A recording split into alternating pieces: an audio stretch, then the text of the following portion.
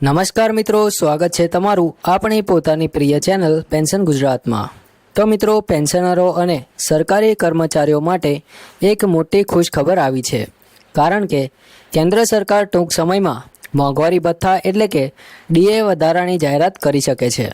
હાલ ડીએનો દર 55% છે અને હવે સરકાર તેને વધારીને 58% કરવાની તૈયારીમાં છે, એટલે કે કુલ 3%નો વધારો થવાનો છે। આ વધારો ઓક્ટોબર 2025થી અમલમાં આવી શકે છે અને તેનો સીધો ફાયદો લાખો કર્મચારીઓ અને પેન્શનરોને થવાનો છે। આ વધારાનો કોઈ નાનો બદલાવ નથી, પરંતુ ઘરના રોજિંદા ખર્ચ, દવાઓ, બાળકોના અભ્યાસ અને તહેવારોની સિઝન માટે એક મોટી રાહત સાબિત થશે। તો મિત્રો, તમામ માહિતી આપણે આ વિડીયોમાં મેળવી લઈશું, પરંતુ એ પહેલાં જો તમે અમારી ચેનલમાં નવા હોય તો આ ચેનલને જરૂરથી સબસ્ક્રાઈબ કરી લેજો, કારણ કે આ ચેનલ પર અમે દરરોજ પેન્શનર અને સરકારી કર્મચારીઓને લગતી માહિતી લાવતા રહે છે। તો મિત્રો, ચાલો હવે ઉદાહરણ લઈને સમજીએ કે આ વધારાનો ફાયદો પેન્શનરોને કેટલો થશે। તો મિત્રો, જો કોઈ પેન્શનરનું મૂળ પેન્શન 9,000 રૂપિયા છે તો હાલ 55% ડીએ મુજબ તેમને 4,950 રૂપિયા મળે છે, એટલે કુલ પેન્શન 13,950 થાય છે। પરંતુ ડીએ 58% થતાં જ એ જ પેન્શનરોને ડીએ 5,220 રૂપિયા થશે અને કુલ પેન્શન 14,220 રૂપિયા થશે, એટલે દર મહિને 270 રૂપિયાનો સીધો વધારો જોવા મળશે। એ જ રીતે જો કોઈ કર્મચારીનો મૂળ પગાર 18,000 રૂપિયા છે તો તેમને હાલ 9,900 ડીએ મળે છે અને કુલ પગાર 27,900 થાય છે, એટલે દર મહિને 540 રૂપિયાનો ફાયદો થશે।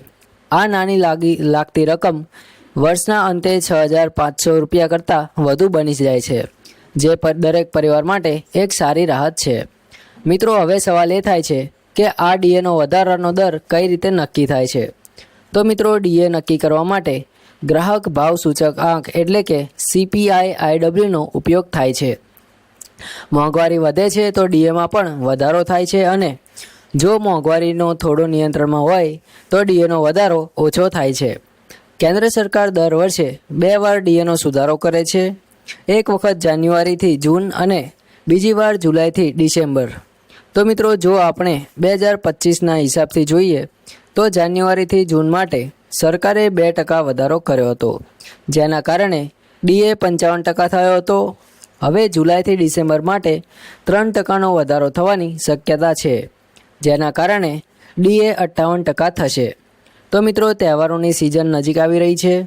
દિવાળી, નવરાત્રિ અને નવા વર્ષની તૈયારીઓમાં દરેક ઘરમાં તૈયારીઓ શરૂ થઈ ગઈ છે। આવી સ્થિતિમાં ડીએમાં આવતો વધારો એક ખાસ ભેટ સમાન સાબિત થશે। ઘરમાં નવા કપડાની ખરીદી, તહેવારોના ખર્ચાઓ અને ઘરની જરૂરિયાતો અથવા તો દવાઓ જેવા નિયમિત ખર્ચા, આ બધું થોડી સરળતાથી સંભાળી શકાશે।